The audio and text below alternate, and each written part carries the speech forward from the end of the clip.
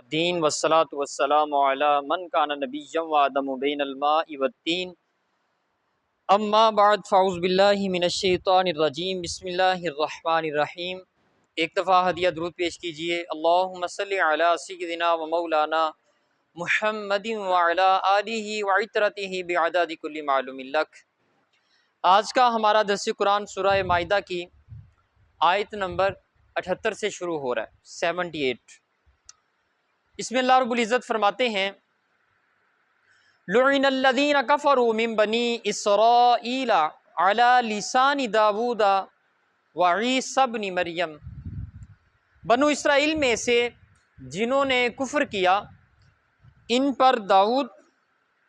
علیہ السلام اور عیسیٰ ابن مریم کی زبان سے لعنت کی گئی۔ ذالک بما عصوا وکانوا یعتدون، کیونکہ انہوں نے نافرمانی کی اور حد سے تجاوز کرتے رہے، نافرمانیاں کرتے رہے اور حد سے تجاوز کرتے رہے۔ یعنی اس میں اللہ رب العزت نے فرمایا کہ بنی اسرائیل کے لوگوں کو، کچھ افراد کو جو کفر کرتے رہے، ان کو ملعون قرار دیا حضرت داؤد علیہ السلام کے ذریعے اور حضرت عیسیٰ علیہ السلام کے ذریعے۔ یعنی انجیل میں، انجیل جو حضرت داؤد علیہ السلام پر نازل ہوئی، زبور جو حضرت داؤد علیہ السلام پر نازل ہوئی، اور انجیل جو حضرت عیسیٰ علیہ السلام پر نازل ہوئی، ان دونوں میں بنی اسرائیل کے وہ لوگ جنہوں نے کفر کیا تھا ان کو ملعون قرار دیا۔ کانوا لا یتناہون عن منکر فعلوہ، وہ ایک دوسرے کو برے کاموں سے نہیں روکتے تھے جو انہوں نے کیا تھا۔ لبئس ما کانوا یفعلون، وہ کیسا برا کام تھا جو وہ کرتے تھے۔ حضرت عبداللہ بن مسعود رضی اللہ تعالیٰ عنہ بیان کرتے ہیں کہ رسول اللہ صلی اللہ علیہ وسلم نے فرمایا کہ بنی اسرائیل میں سے کوئی شخص جب اپنے کسی بھائی کو گناہ کرتے ہوئے دیکھتا تو اسے سختی سے منع کرتا، اپنے بھائی کو، اور جب کسی دوسرے کو دیکھتا تو پھر آنکھیں پھیر لیتا، اسے منع نہ کرتا۔ تو اللہ رب العزت نے اس بنیاد پر ان کو ملعون قرار دیا۔ ترا کثیرا منہم یتولون الذین کفروا، آپ ان میں سے زیادہ لوگوں کو دیکھیں گے جو کافروں سے دوستی رکھتے ہیں۔ لبئس ما قدمت لہم انفسہم ان سخط اللہ علیہم وفی العذاب ہم خالدون، وہ کیسی بری چیز ہے جو انہوں نے اپنی آخرت کے لیے بیجی ہے، یعنی کافروں کے ساتھ دوستی، یہ آخرت کا سرمایہ اکٹھا کیا۔ تو فرمایا کہ یہ کتنی بری چیز ہے۔ ان سخط اللہ علیہم وفی العذاب ہم خالدون، اللہ ان پر ناراض ہوا اور وہ دائمی عذاب میں رہنے والے ہوں گے۔ دائمی یعنی ہمیشہ ہمیشہ کے عذاب میں رہنے والے ہو گئے۔ وَلَوْ كَانُوا يُؤْمِنُونَ بِاللَّهِ وَالنَّبِيِّ وَمَا أُنزِلَ إِلَيْهِ مَا اتَّخَذُوهُمْ أَوْلِيَاءَ وَلَكِنَّ كَثِيرًا مِّنْهُمْ فَاسِقُونَ، اور اگر وہ اللہ پر ایمان لاتے اور اس کے نبی پر اور اس پر جو نبی محتشم صلی اللہ علیہ وسلم کی طرف نازل کیا گیا یعنی قرآن، تو کافروں کو دوست نہ بناتے، لیکن ان میں زیادہ تر لوگ نافرمان ہیں، یعنی اہل کتاب میں سے زیادہ تر لوگ نافرمان ہیں۔ لَتَجِدَنَّ أَشَدَّ النَّاسِ عَدَاوَةً لِلَّذِينَ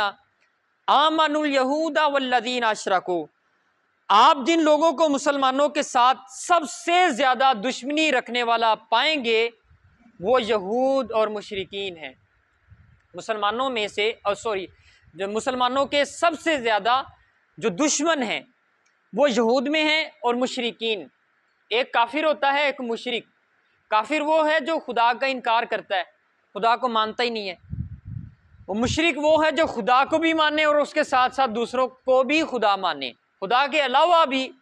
کچھ لوگوں کو خدا مانے، وہ مشرک ہوتا ہے۔ تو فرمایا سب سے بڑے دشمن جو ہیں مسلمانوں کے وہ یہودی ہیں اور مشرکین ہیں۔ وَلَتَجِدَنَّ أَقْرَبَهُمْ مَوَدَّةً لِلَّذِينَ آمَنُوا الَّذِينَ قَالُوا إِنَّا نَصَارَىٰ، اور آپ جن لوگوں کو مسلمانوں کا سب سے زیادہ قریبی دوست پائیں گے یہ وہ لوگ ہیں جو کہتے ہیں کہ ہم نصرانی ہیں، یعنی جسے ہم عیسائی کہتے ہیں۔ تو فرمایا یہ مسلمانوں کے زیادہ قریبی دوست ہیں۔ ذالک بأن منہم قسیسین ورہبان وانہم لا یستکبرون، کیونکہ ان میں سے بعض عالم اور راہب ہیں، یہ وہ ہیں جو تکبر نہیں کرتے۔ عیسائیوں کے جو نصرانی ہیں ان کے حوالے سے یہ کہا، یہودیوں کے حوالے سے کہا کہ یہ مسلمانوں کے دشمنوں میں سے شدید دشمن ہیں اور مشرکین، اور فرمایا جو مسلمانوں کے قریب تر ہیں وہ نصرانی یعنی عیسائی ہیں، کرسچن ہیں۔ تو یہ ان آیات کا جو شان نزول ہے، اس سے پہلے میں یہ بتاتا چلوں کہ مسلمانوں کے قریب ترین جو مذہب ہے وہ عیسائیت ہے، نصرانیت، عیسائیت، یہ مسلمانوں کے قریب ترین مذہب ہے۔ اس میں جو صحیح عیسائی ہیں ان میں اور مسلمانوں میں فرق یہ ہے کہ ہم حضور علیہ الصلوۃ والسلام کی شریعت پہ چلتے ہیں، ان کو حکم دیا گیا تھا اس شریعت پہ چلنے کا، لیکن انہوں نے اس کی اتباع نہیں کی۔ جو صحیح معنوں میں عیسائی تھے، جو موحد ہیں، اللہ کی توحید کو ماننے والے، وہ مسلمانوں کے قریب تر تھے۔ یہودی دور ہیں کیونکہ انہوں نے حضرت عیسیٰ علیہ السلام پر ایمان نہیں لے کر آئے وہ۔ تو ان آیات کا جو شان نزول ہے وہ یہ ہے کہ مسلمانوں نے جب حبشہ کی طرف ہجرت فرمائی، سب سے پہلی مدینہ منورہ سے بھی پہلے ہجرت جو ہے وہ حبشہ کی طرف کی تھی، مسلمانوں نے مکے سے تنگ ہو کے حبشہ کی طرف گئے۔ تو ان کے ساتھ حضرت ام سلمہ رضی اللہ تعالیٰ عنہ یہ روایت کرتی ہیں، یہ بھی ساتھ تھیں ہجرت حبشہ جب ہوئی، تو فرماتی ہیں ہم حبشہ پہنچے تو ہمیں نجاشی نے وہاں پر پناہ دی تھی۔ اس سے پہلے حضرت سعید بن جبیر رضی اللہ تعالیٰ عنہ بیان کرتے ہیں کہ نجاشی نے حضور علیہ الصلوۃ والسلام کے پاس ایک اپنا وفد بھیجا، چند لوگ بھیجے۔ جب اسے پتہ چلا کہ حضور علیہ الصلوۃ والسلام نے رسالت کا اعلان کیا ہے تو اس نے چند لوگوں کو بھیجا حبشہ سے کہ وہ دیکھیں حضور علیہ الصلوۃ والسلام کیا کہتے ہیں۔ تو وہ لوگ آئے حضور علیہ الصلوۃ والسلام کے پاس، انہوں نے آپ کی تعلیمات کے حوالے سے پوچھا کہ آپ کس طرح کا لوگوں کو درس دے رہے ہیں، کس بات کی طرف بلا رہے ہیں۔ حضور علیہ الصلوۃ والسلام نے ان لوگوں کو بتا دیا جو اسلام کی تعلیمات تھیں، ہم اللہ کو مانتے ہیں، اس کے علاوہ کسی کو شریک نہیں ٹھہراتے، یہ کام کرنے کا اسلام ہمیں حکم دیتا ہے، یہ کام کرنے کا حکم نہیں دیتا، جو بھی اسلام کی تعلیمات تھیں وہ بیان کی۔ یہ وفد جو ہے جو حبشہ سے آیا تھا یہ متاثر ہوا حضور علیہ الصلوۃ والسلام سے اور انہوں نے کلمہ پڑھ لیا۔ تو جب یہ واپس گئے انہوں نے جا کے وہ نجاشی سے بیان کیا تو نجاشی بھی مسلمان ہو گیا۔ تو اب یہ جب یہ ہجرت حبشہ والے لوگ وہاں پہنچے حبشہ میں نجاشی کے پاس، وہاں پہ جا کے انہوں نے پناہ لی تو انہوں نے بہت اچھا برتاؤ کیا، حضرت نجاشی نے اچھے طریقے کے ساتھ پیش آئے۔ قریش کو جب پتہ چلا کہ یہاں سے لوگ فرار ہو کے حبشہ چلے گئے، ہجرت کر گئے، اور وہاں کے جو بادشاہ ہے اس نے ان کو پناہ دی ہوئی ہے، انہیں کھانے پینے کی چھت دی ہوئی ہے، کپڑے کا، کھانے پینے کا، جو بھی ضروریات زندگی ہیں وہ مہیا کی ہوئی ہیں، تو ان کو پریشانی ہو گئی کہ یہ لوگ وہاں تو اسلام کی تبلیغ کریں گے اور ممکن ہے وہ بادشاہ اسلام قبول کر لے اور وہ مضبوط طاقتور ہو جائیں گے پہلے سے بھی زیادہ، اور پھر ہم پہ چڑھائی کریں گے، تو اس کا کوئی حل نکالا جائے، کوئی سد باب کیا جائے، روکا جائے۔ تو دو لوگوں کو انہوں نے تیار کیا، عبداللہ بن ابی ربیعہ اور عمر بن عاص، یہ بھی مسلمان نہیں ہوئے تھے تب، بعد میں ہو گئے۔ تو حبشہ کے لوگ مدینہ منورہ میں تجارت کرنے بھی آتے تھے، چمڑے کا کاروبار تھا ان کا، چمڑا بہت پسند کرتے تھے، تو انہوں نے اعلیٰ قسم کا چمڑا اور چمڑے سے بنا ہوا سامان، مختلف چیزیں جو بھی اس وقت کا چمڑے کا سامان ہو سکتا تھا، مشکیزیں ہو سکتی تھی، وہ کچاوا جو اونٹ پہ رکھنے والا ہوتا ہے، اور کپڑا ٹوپیاں ہو سکتی تھیں، جو بھی چمڑے کی قیمتی چمڑے کا سامان بن سکتا تھا وہ سامان انہوں نے لیا۔ اس کے علاوہ اور تحائف لیے، اور یہ دو افراد عبداللہ بن ابی ربیعہ اور عمر بن عاص، ان کو کہا کہ آپ نے ان لوگوں کو واپس لے کے آنا ہے، یہ اتنا جو ہم سرمایہ خرچ کر رہے ہیں آپ کے اوپر، انویسٹمنٹ کی ہے، یہ تحفے دے کے بھیج رہے ہیں، تو اس کا جو نعم البدل ہے، اس کا جو اثر ہے وہ نظر آنا چاہیے،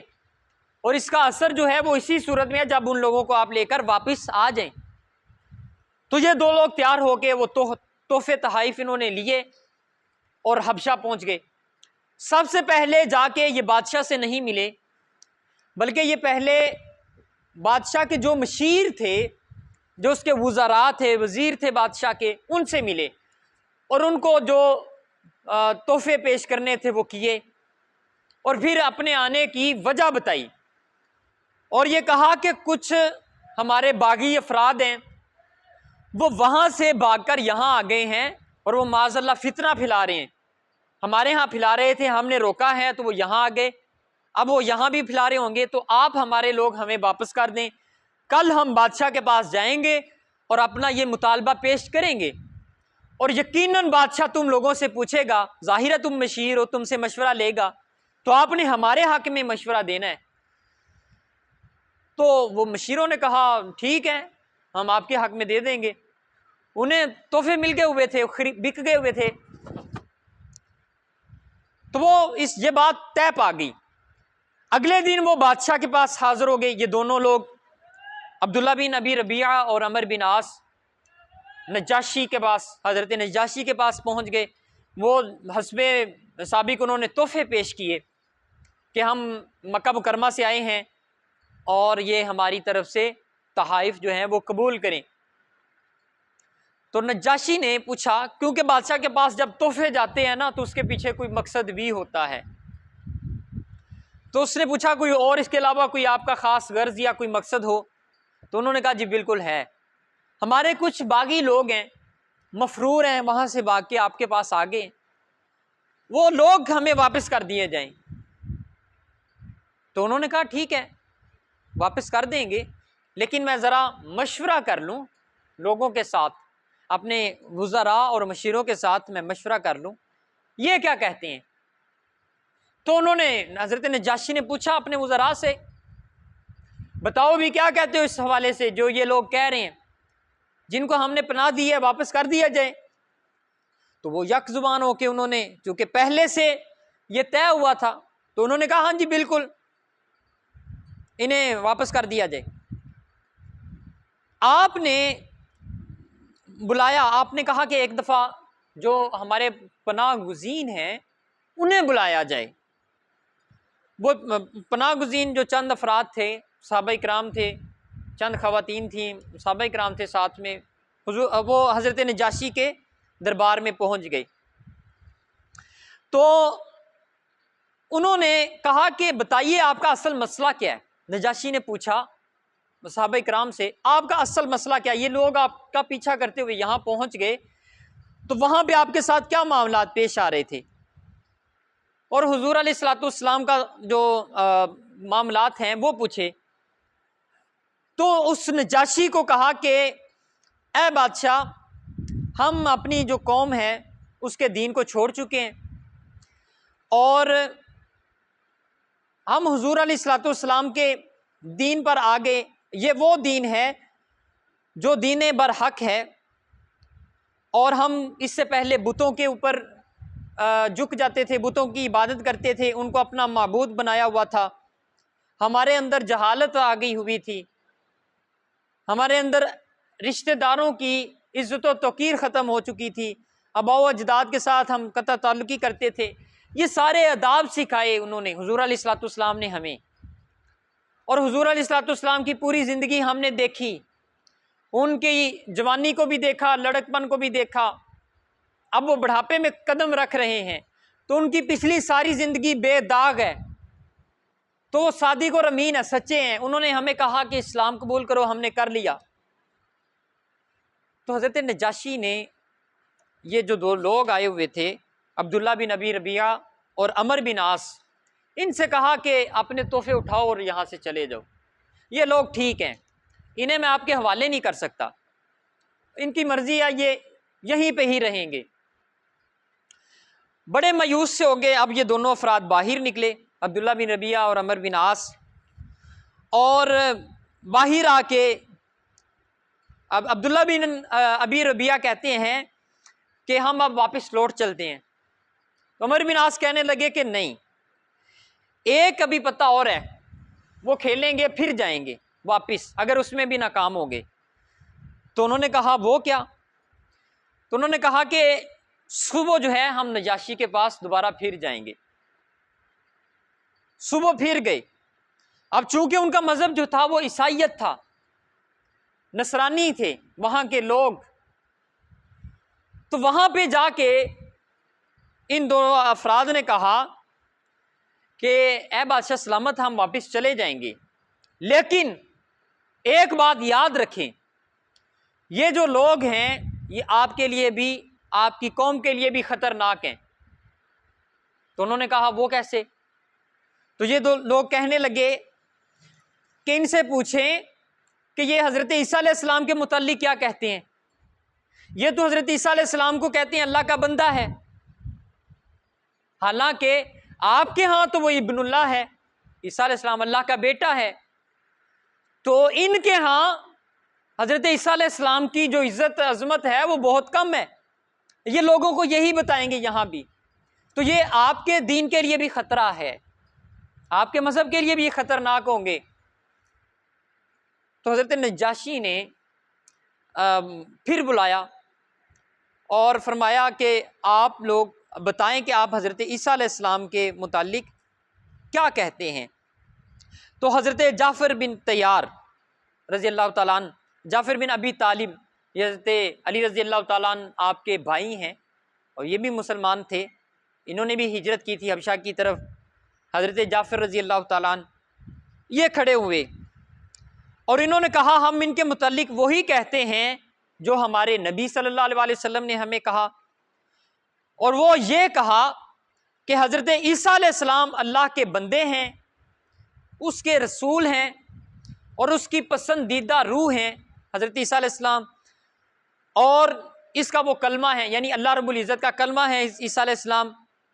جو اس نے حضرت مریم کی طرف القاء کیا.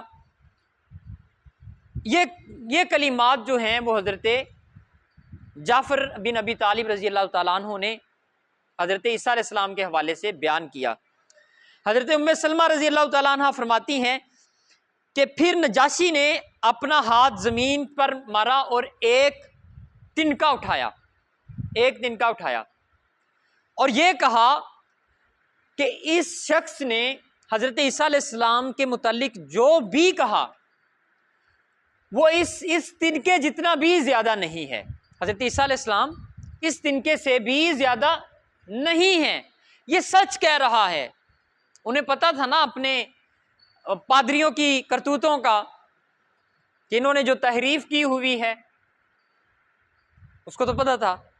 تو اس نے کہا کہ یہ سچے لوگ ہیں، ان کو چھوڑ دیا جائے. وہ جو عمر بن عاص ہیں اور عبداللہ بن ابی ربیعہ ہیں، انہوں نے پھر وہ اپنے تحائف اٹھائے اور واپس آ گئے اور آ کے بتایا کہ اب جو ہے وہ گیم ہاتھ سے نکل چکی ہے، وہ پناہ دے کے رکھا ہوا ہے اور وہ اسی کی پناہ میں ہے. اور پھر اس کے بعد جو ہے وہ اس نے اپنا وفد بھیجا تھا حضرت نجاشی نے حضور علیہ الصلوۃ والسلام کے پاس، اور پھر یہ اسلام قبول کر کے گیا. اس کے بعد نجاشی نے بھی اسلام قبول کر لیا، اور جب اس نے قبول کیا اس کے بعد اس کی قوم نے بھی اسلام قبول کیا، کافی افراد نے اسلام کو قبول کیا. تو اس واقعے کے پس منظر میں یہ آیت جو ہے یہ نازل ہوئی کہ آپ جن لوگوں کو مسلمانوں کے سب سے زیادہ قریب دوست پائیں گے یہ وہ لوگ ہیں جو کہتے ہیں کہ ہم نصرانی ہیں، یعنی ہم عیسائی ہیں. تو اسلام قبول کرنے میں جو زیادہ پہل ہے وہ انہوں نے ہی کی ہے، یعنی نصرانیت نے زیادہ تیزی کے ساتھ اسلام قبول کیا، اور آج بھی یہی سلسلہ جاری و ساری ہے. اوپر یہی بیان ہوا کہ آپ کے سخت ترین جو دشمن ہیں وہ یہود اور مشرکین ہیں، اور آپ اپنے قریب جن لوگوں کو پائیں گے وہ نصرانی ہیں. تو ابھی بھی ایسا ہے، مسلمانوں کو نقصان جس کی طرف سے سب سے زیادہ پہنچ رہا ہے وہ یہودیت ہے، اور نصرانیت آج بھی بڑی تیزی کے ساتھ اسلام قبول کر رہی ہے، کرتی جا رہی ہے. بلکہ اب تو چونکہ ان کے ہاں سیکولرزم آ گیا، نصرانیوں کے ہاں، عیسائیوں کے ہاں، یعنی وہ مذہب سے بیزار ہو گئے، تو اس کے بعد انہوں نے وہ چرچ بھی اپنے بیچنا شروع کر دیے، اپنی عبادت گاہیں، تو وہ آج کل مسلمان خرید رہے ہیں اور وہاں پہ مسجدیں بنا رہے ہیں، تو وہ تیزی کے ساتھ یہ لوگ جو ہیں وہ اسلام قبول کر رہے ہیں۔ اب یہ دیکھیں کہ یہ 14 صدیاں پہلے کی بات ہے کہ مکہ مکرمہ سے کچھ لوگ تنگ ہوئے کہ کوئی بادشاہ ابھی تک مسلمان نہیں ہے کہ جس کے پاس جا کے پناہ لے لیں، کوئی بادشاہ مسلمان نہیں تھا، عیسائی تھا، اس کے پاس گئے، وہاں پہ جا کے پناہ لی اور وہاں اپنے کردار سے اس کو متاثر بھی کیا، اس نے پناہ دی بھی مسلمانوں کو۔ اور آج ہمارا حال یہ ہے 1450 سال بعد کہ مسلمان مار کھا کے نکلتا ہے، ایک جگہ سے مسلمانوں کو مار پڑتی ہے، وہ وہاں سے نکلتا ہے کسی مسلمان ملک کی طرف، وہ بارڈر پہ مارتے ہیں کہ بھاگ جاؤ یہاں سے، کوئی پناہ نہیں ہے۔ برما کے مسلمانوں کے ساتھ ایسا ہوا، برما کے مسلمانوں کے ساتھ ایسا ہی ہوا ہے، نسل کشی کی وہاں پہ انہوں نے، مسلمانوں کی خواتین کی عزت پہ، یہ کوئی صدیوں پرانی بات نہیں، 5-7 سال پہلے کی بات ہے، ابھی بھی وہ لوگ بیار و مددگار پھر رہے ہیں، اور 52 اسلامی ممالک، 52 اور 2.25 ارب آبادی مسلمانوں کی، تو اتنی 2.25 ارب، وہ چند لاکھ 6-7 لاکھ لوگ ہیں، وہ چند لوگوں کی کفالت نہیں کر سکتے،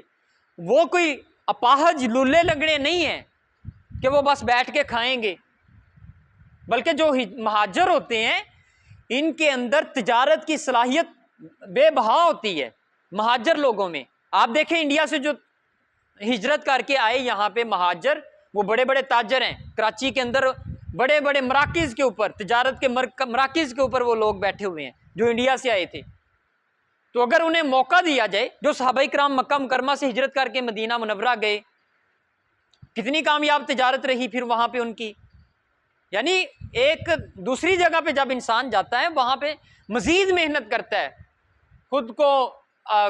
پاؤں پہ کھڑا کرنے کے لیے، تو یہ بوجھ نہیں تھا۔ اب افغانستان سے جو آئے یہاں پہ لوگ، وہ مانگ کے کھاتے ہیں، ہم سے محنت کرتے ہیں، جس طرح کی بھی محنت انہیں ملتی ہے وہ کر لیتے ہیں، تو پناہ دینے میں کوئی مسئلہ نہیں تھا، صرف یہ کہہ لیں کہ بزدلی تھی، بزدلی ہے کہ ہم ان لوگوں کو قبول نہیں کر پائے۔ آج بحمدہ تعالی و بتوفیق ہی تعالی ہمارے 6 پارے مکمل ہو گئے،